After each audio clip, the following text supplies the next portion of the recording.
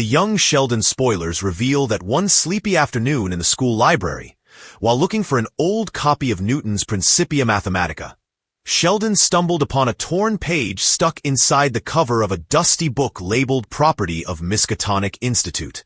Intrigued, he pulled it out. It was a schematic diagram. At first glance, it looked like a broken radio circuit, but Sheldon's eyes widened when he noticed a footnote that read, Cognitive Relay Interface version 1.6, Direct Memory Transmission System. In simpler terms, it was a blueprint to transfer memories from one brain to another. Sheldon was electrified. If this machine worked, it could revolutionize learning. No more memorization. No more lectures. Just plug in and know. That night, he couldn't sleep. He scanned the diagram into his computer, broke down each component, and cross-referenced it with known neurology texts. This shouldn't work, he murmured. But if it does, it would change human civilization. The next day, he brought the blueprint to Dr. Sturgis. Expecting excitement, Sheldon was instead met with concern. Where did you find this? Sturgis asked sharply.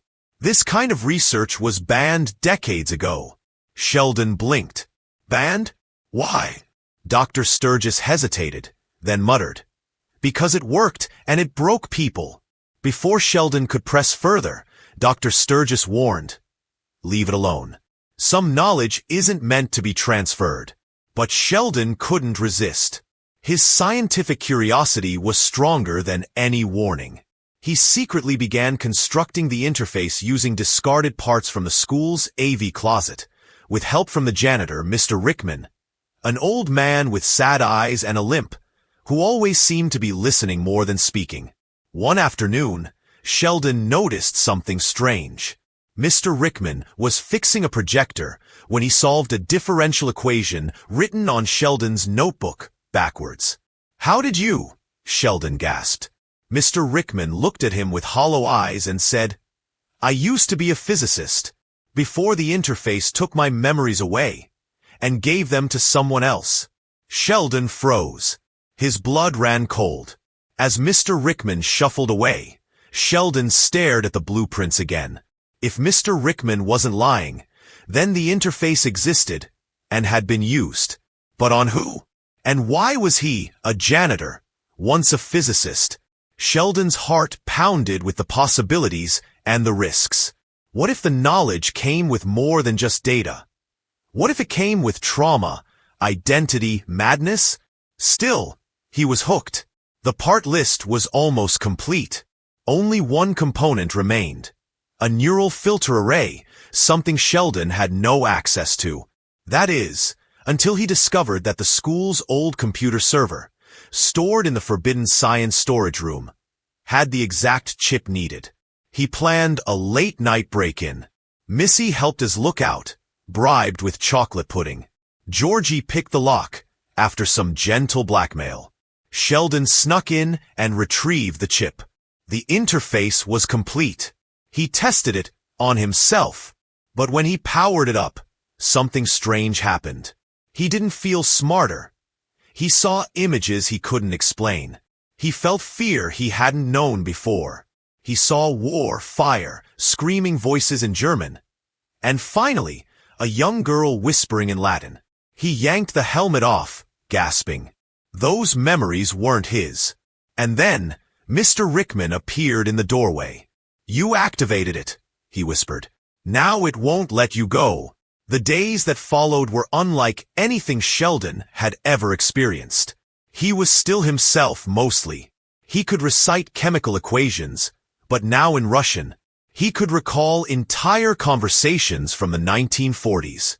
Sometimes, he'd sit at the dinner table and start speaking about Cold War-era missile defense systems. George looked horrified. What the heck are they teaching you at that school? Missy joked. I think he's possessed. But Mary was deeply worried. Her son was changing. Not physically, but mentally.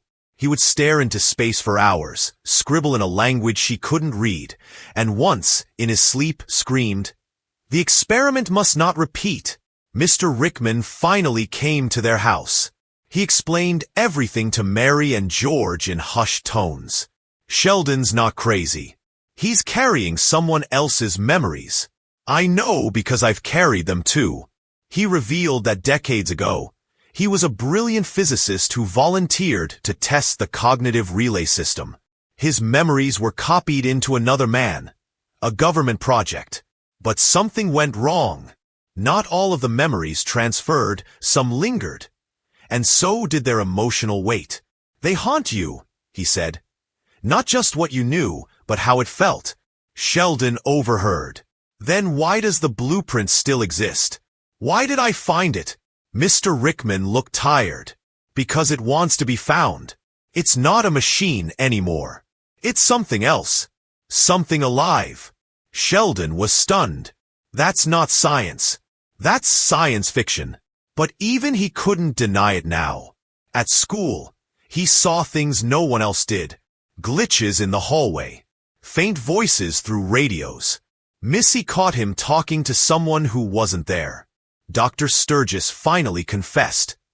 You were chosen, Sheldon. Your IQ, your memory capacity. The machine identified you. Panicked, Sheldon decided to destroy the machine. That night, with Rickman's help, they took it apart, piece by piece, and burned the blueprints. But before lighting the final page, Sheldon stared at it one last time. The page shimmered, just for a moment, as if alive. He hesitated, then dropped it in the fire. The next morning, everything was back to normal. Almost. Sheldon sat at the dinner table, reading a book in silence. Mary smiled. Feeling better? He nodded. Much. Then, without looking up, he softly muttered. Wir müssen die Verschlossen halten. Mary paused. What was that? Sheldon blinked, confused. I don't know. I think it was German. Adult Sheldon's voice concludes the episode. I never told anyone about the interface again. But sometimes in my dreams, I hear that girl whispering in Latin. And I still don't know if those memories were science or something much, much older.